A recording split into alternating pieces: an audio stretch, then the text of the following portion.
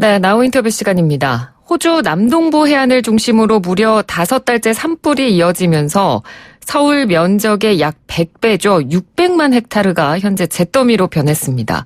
시민 10만여 명이 대피를 했고요. 캥거루와 코알라 등 야생동물 무려 5억 마리 이상이 목숨을 잃는 등 호주의 인명 그리고 재산 피해가 커지고 있지만 언제 산불이 꺼질지 기약이 없는 상황이라고 합니다.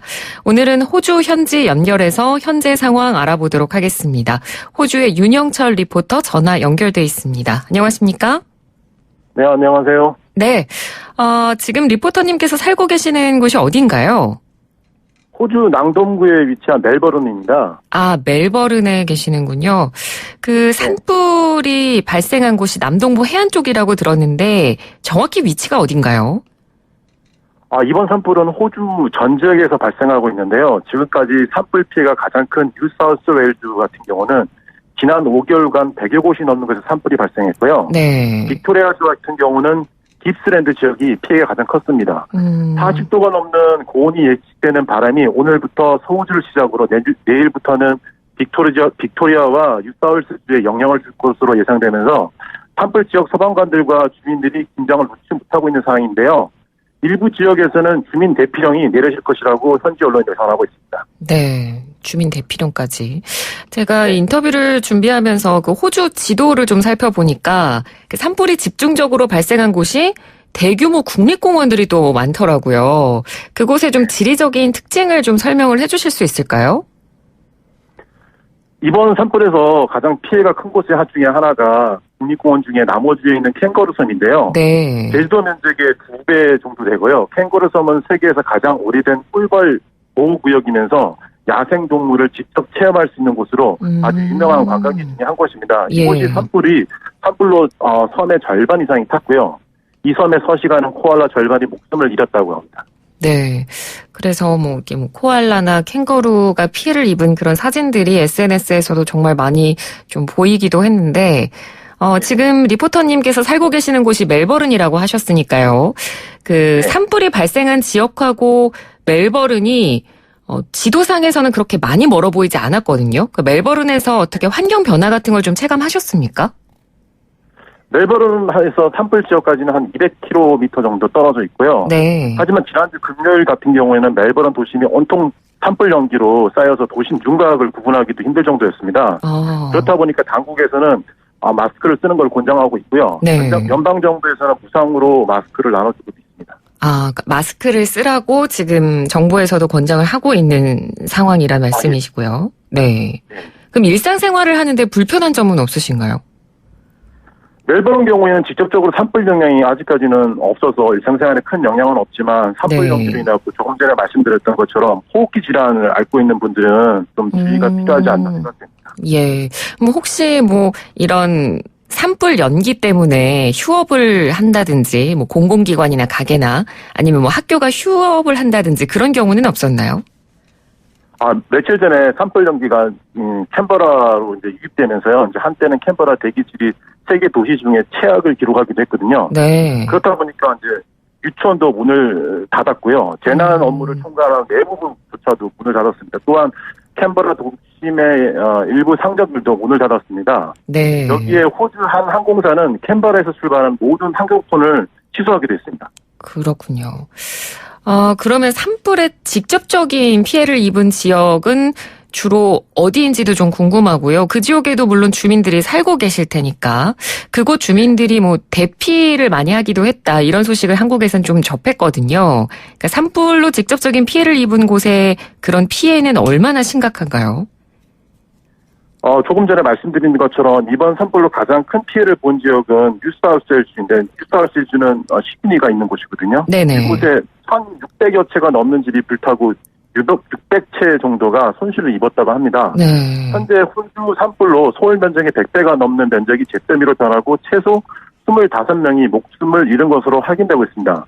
호주 보험협회 발표에 따르면 산불 피해액이 7억 호주 달러에 달한다고 하고요. 네. 아직 산불이 잡히지 않은 상황이라서 피해는 아마 더 늘어날 것이라고 예상됩니다. 네. 그리고 아까도 잠깐 저희가 언급을 했지만 호주 하면 워낙 청정구역이고 야생동물들의 낙원, 이라고 해서 굉장히 동물들이 많이 서식하는 걸로도 유명한데 지금 뭐 SNS에서도 저희가 아마 많은 분들이 접하셨을 겁니다. 그 동물들의 어떤 피해 영상, 사진들 이런 것들이 퍼지고 있는데 동물들 피해도 굉장히 크다고 들었거든요. 네, 그렇습니다. 역시 네. 최악의 산불로 인해 야생동물과 가축 피해 규모는 아직 정확히 알 수는 없는 상황인데요. 네. 호주의 시드니 대학교 생태학자들은 약 5억 마리 야생동물이 희생되었을 거라고 추정하고 있고요. 또한 코알라 전체 개수의 30%에 달하는 8천 마리가 죽었을 거라고 예측하고 있습니다. 네. 빅토리아주의 야생동물협회 관계자는 불에 탄 야생동물을 이 고통을 덜어주기 위해서는 안락사가 가장 좋은 방법이 아닐까라고 말하기도 했습니다. 네. 안락사 이야기까지 나오는 걸 보니까 정말 상황이 심각하다는 걸 알 수 있을 것 같습니다. 그럼 좀 그 사건 초반으로 가서요. 산불이 처음 발생한 게 언제였나요? 처음 발생한 산불은 지난 9월 6일 호주 뉴사우스웨일주에 있는 북부 해안 지역에서 발생한 불인데요. 네. 10월 말에 이 불은 꺼졌습니다. 이 불로 2명이 사망하고 43채의 집이 불에 탔습니다. 이후 11월 초에 다시 산불이 시작되어 지금까지처럼 이렇게 호주 전 지역으로 산불이 확산된 상황입니다. 그러니까 9월에 처음 시작됐다가 그 불은 10월 말에 꺼졌는데 이후에 11월에 그렇죠. 다시 또 산불이 시작됐다는 말씀이시죠? 11월 초 2일로 아마 기억하고 있는데. 그렇군요. 그러니까 11월 초라고 하더라도 지금 시간이 굉장히 많이 지난 상황인데 초기 대응을 하지 못한 이유에 대해서 뭐 정부라든지 일반적으로 초기 대응이 안 된 이유는 뭐라고 보고 있나요? 호주에서는? 정부 당국자들의 문제점도 언론에서 얘기되긴 하는데 제 생각에는 기후 영향이 아닐까 생각되거든요. 네. 40도 넘는 폭염과 강한 바람에 또 호주가 장기간 동안 가뭄이 계속 되다 보니까 산불 진화하는데도 어려움 많이 겪고 있고요. 여기에 이제 대형 산불로 발전하면서 이 대형 산불에서 만들어진 연기가 기후에 영향을 주어서 번개가 다시 발생하고 그것이 다시 산불을 발생시키면서 진화를 못하는 상황이 계속 이어지고 있는 것 같습니다. 네. 이 부분도 좀 궁금한데 그 호주가 평균적으로 온도가 어떤가요? 40도가 넘는 폭염이라고 방금 말씀을 해주셔서요. 여름 같은 경우는 40도가 넘는 날들이 많고요. 네. 지역에 따라서 편차가 크고 크기는 하지만 제가 사는 멜버른 같은 경우 여름 시절 40도가 넘는 날이 보통 한 여름 기간에 한 일주일 정도는 되는 것 같습니다. 그러니까 여름에는 항상 40도가 넘는 폭염이 지속이 되는군요. 네, 근데 한국과 다르게 이제 습하지는 않기 때문에 멜번 지역은요 40도가 한국에서 체감하는 40도하고는 좀 다른 면은 있습니다. 그러니까 비가 많이 내리진 않나 봐요. 비도 오는데 이제 크리스마스 전후로 해서 이제 저희가 보통 2주 정도 휴가를 보통 갔는데 그 시기가 가장 더운 시기이고요. 여름이 연말인데도 굉장히 덥다는 말씀이시죠?